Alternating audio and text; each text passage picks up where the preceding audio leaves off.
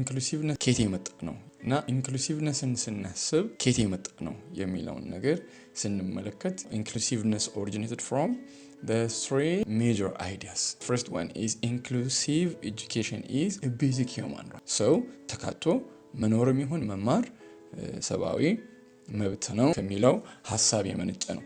ሁለተኛ ደግሞ quality education or service results from inclusion of students with diverse needs and ability differences.